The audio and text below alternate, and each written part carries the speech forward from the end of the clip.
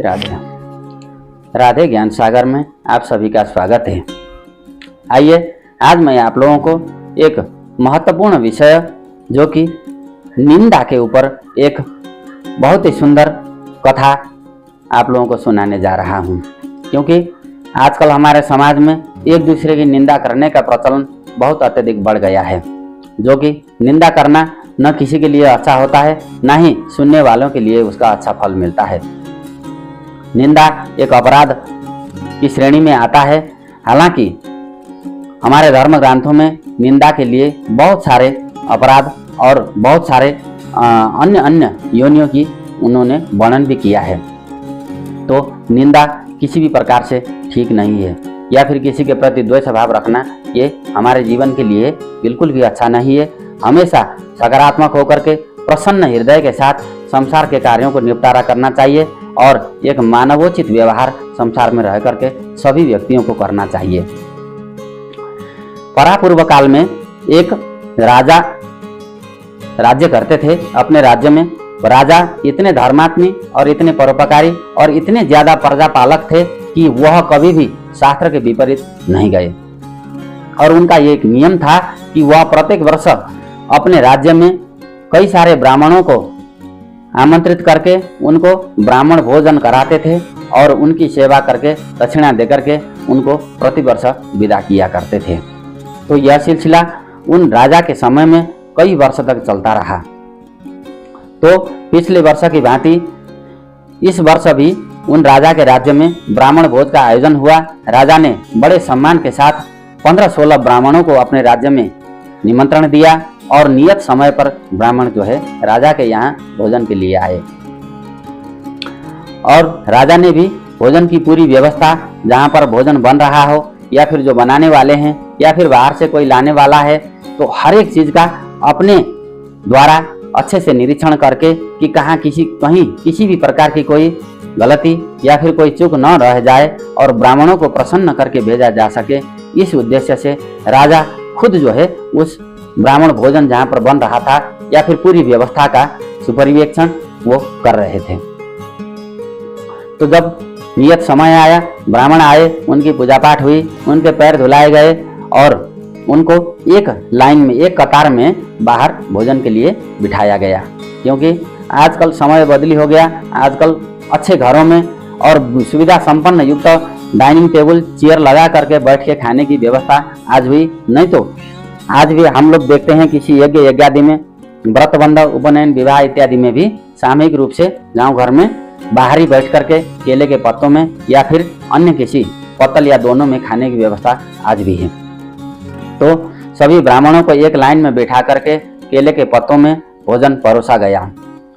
रोटी देने वाला रोटी डालता गया, चावल देने वाला चावल डालता गया, दाल, सब्जी और अन्य जितने भी खाद्य पदार्थ बने हुए थे उन सबको ब्राह्मणों के केले के पत्तों के ऊपर डालते गए और सभी ब्राह्मणों ने मंत्रोच्चार के साथ ब्राह्मण भोजन का आरंभ किया।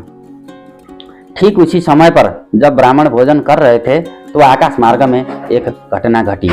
घटना ऐसे घटी कि जहां पर ब्राह्मण भोजन कर रहे थे, ठीक उनके सिर के ऊपर से एक बाज अपनी चोंच में एक मृत सर्प को अपनी चोंच में दबा करके उड़ रहा था, और मृत सर्प के मुख से विष की 2 बूंदें नीचे धरती पर गिरी, और जहां पर ब्राह्मण भोजन कर रहे थे बीच में भोजन करते हुए ब्राह्मण के भोजन पात्र में वो विष की 2 बूंदें पड़ गई। और जैसे ही भोजन करके समाप्त हुआ तो जिन ब्राह्मणों ने वो विष मिश्रित भोजन किया था उनका वहीं पर देहांत हो गया। अब राजा ने विचार किया कि ये सब कैसे हो गया, हमने तो बहुत तरह से इसकी चेक जांच की थी, परंतु ये सब कैसे हो गया। तो ब्राह्मण की मृत्यु हो गई, बाकी ब्राह्मण वहां से विदा होकर के चले गए।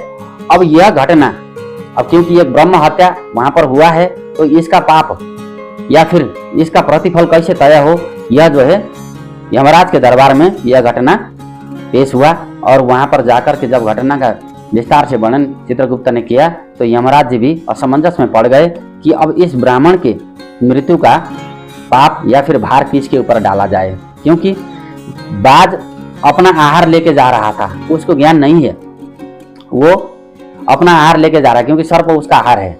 अब यदि मरे हुए सर्प के ऊपर दोषारोपण किया जाए तो मरने के बाद इस योनि में किए गए कर्म का दोष नहीं होता, वो तो मृत शरीर से उसका गिरा हुआ है विष। राजा को हम दोष नहीं दे सकते, राजा अपनी तरफ से बिल्कुल सही थे और उन्होंने पूरी व्यवस्था अच्छे से देखी थी। जो खाने वाले ब्राह्मण हैं उनका भी कोई दोष नहीं है, और नहीं तो बाकी ब्राह्मणों के साथ भी ऐसा कुछ होता, उनके साथ कुछ नहीं हुआ। तो पूरी फाइल जो है यमराज जी ने पकड़ा और उस फाइल को लेकर के सीधे वैकुंठाधिपति हरि के पास ले गए और कहा कि प्रभु ऐसी ऐसी घटना है, मुझे समझ में नहीं आ रहा है कि इस घटना का कैसे जो है प्रतिफल तैयार किया जाए। तो भगवान विष्णु ने बोला ठीक है आप रख दीजिए, मैं इसका निर्धारण बाद में करके आपको बताऊंगा, आप अभी जाइए अपना काम कीजिए। तो फाइल विष्णु भगवान के वहां छोड़ करके यमराज जी लौट आए। लौटने के पश्चात समय बीतता गया और फिर से 1 वर्ष व्यतीत होने के पश्चात राजा ने पुनः फिर 15-16 ब्राह्मणों को भोजन के लिए आमंत्रित किया और निर्धारित समय पर ब्राह्मण लोग राजा के दरबार में आ रहे थे। जैसे ही दरबार में पहुंचने वाले थे तो उससे कुछ दूरी पर एक पानी की जलधारा, पानी का नल था, वहां पर उन्होंने अपने हाथ पैर धोए, मुंह कुल्ला किया, तो वहां पर एक महिला पानी भरने के लिए आई हुई थी। तो जब ब्राह्मण लोग से उन्होंने पूछा कि आप लोग कहाँ जा रहे हैं, तो ब्राह्मणों ने कहा कि हम तो राजा के यहाँ ब्राह्मण भोज के लिए जा रहे हैं। तब उस महिला ने पिछले साल की जो घटना थी उस घटना का जिक्र उन पंडितों के सामने किया। जैसे ही उसने उन पंडितों के सामने जिक्र किया तो पंडितों के मन में थोड़ा सा भय उत्पन्न हुआ कि कहीं हमारे साथ भी ऐसा न कुछ हो जाए। फिर भी डरते डरते उन्होंने जाकर के भोग लगाया, परंतु उस वर्ष कुछ ऐसा अहित नहीं हुआ, सब कुछ अच्छे से संपन्न हुआ कार्यक्रम और वो चले गए। उसके पश्चात 1 वर्ष के बाद भगवान विष्णु ने यमराज जी को बुला करके वो जो पिछले वर्ष की ब्रह्म हत्या का जो फाइल था उस फाइल को उन्होंने जो है यमराज जी को सौंप दिया और कहा कि जाइए, अब ये तय हो चुका है कि इस ब्रह्म हत्या का आरोप उस महिला के सर के ऊपर डाला जाए, क्योंकि उन्होंने एक निस्वार्थ भाव से और प्रसन्न हृदय से राजा के यहाँ भोजन करने के उद्देश्य से आए हुए ब्राह्मणों के मन में इस बात को कह करके भय उत्पन्न किया और वो जो है भययुक्त वातावरण में रह करके भोजन लेकर के वापस चले गए हैं। तो इसलिए निंदा का इतना बड़ा फल होता है। ये हम लोगों को भी चाहिए कि संसार में रहते हुए किसी के प्रति भी द्वेष भाव नहीं रखें और किसी की निंदा न करें और ना ही किसी की निंदा सुनें, क्योंकि निंदा सुनने वालों को भी निंदा करने वाले के बराबर ही फल मिलता है। राधे।